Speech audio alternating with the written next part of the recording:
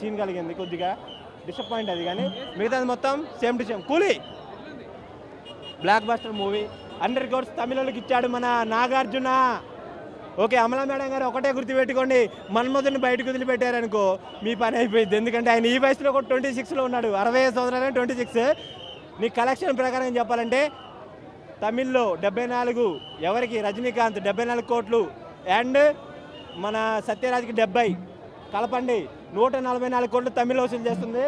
తెలుగులో 65 ఇయర్స్ మన నాగార్జున 65 కోట్లు చేస్తుంది. 56 సంవత్సరాలు మన ఉపేంద్ర కన్నడలో కలెక్ట్ చేస్తుంది. డే 1 వచ్చే 300 కోట్లు కొడుతుంది. ఈ కూలీ అంటే ఏంటి, ఇండియానే కూలీ చేసి పడేసింది అనమాట. కరోనా తోటి ఒక ట్విస్ట్ ఇచ్చింది, కరోనా ట్విస్ట్ ఇచ్చాడు. ఇప్పుడు సోషల్ మీడియాకి ట్విస్ట్ ఇచ్చాడు కరోనా తోటి, ఇప్పుడు ఇండియాకి ట్విస్ట్ ఇస్తున్నాడు మన నాగార్జున. ఇచ్చి పడేశాడు బ్రో. ఈ సుత్తి పట్టుకుంటే చాలు బ్రో, ఇచ్చి పడేశాడు నాగార్జున, చంపి పడేశాడు. ఈ సీన్ చూస్తూ ఉంటే నాకైతే మైండ్ బ్లోయింగ్. నాగార్జున కోసం మన ఒక్క తెలుగు ఫ్యాన్స్ కాదు, భారతదేశ ఫ్యాన్స్ మొత్తం నాగార్జున కోసం వెయిట్ చేస్తున్నాడు. నాగార్జున కింగ్, ఎప్పటికైనా కింగే. రజనీకాంత్ ఏమన్నా అన్నారు అనుకో, ఆయనకి ఎవరున్నారు, మెగాస్టార్ చిరంజీవి, బాలకృష్ణ, ప్రభాస్ అండ్ అనుష్క కూడా ఉందంట. రజనీకాంత్ క్రేజీ ఉంది బ్రో, క్రేజీ ఉంది, crazy. Coolie crazy. Lokesh best version bro, super cool. అందరూ చింపేశారు bro, crazy movie, wonderful.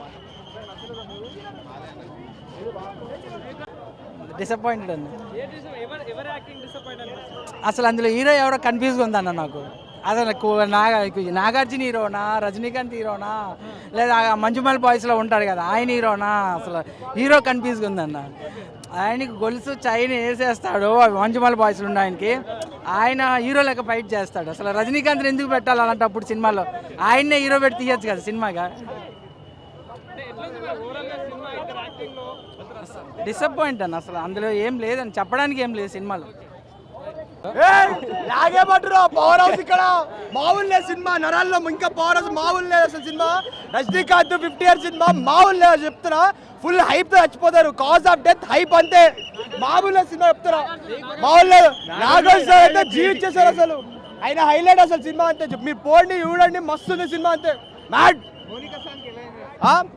Monika song కూడా హైలైట్ ఉంది. పూజ యాక్టర్ మంచి చేసిండు, శోభన్ అయితే మ్యాడ్ జీవి చేసాడు, మలయాళం యాక్టర్ మంచిగా. ఏమంటారా అంతే పవర్ హౌస్, నువ్వేమంటే అంతే. పవర్ హౌస్ తుమ్ముడు కాదు, కూలింగ్ పోండి మీరు అందరు చెప్తారా.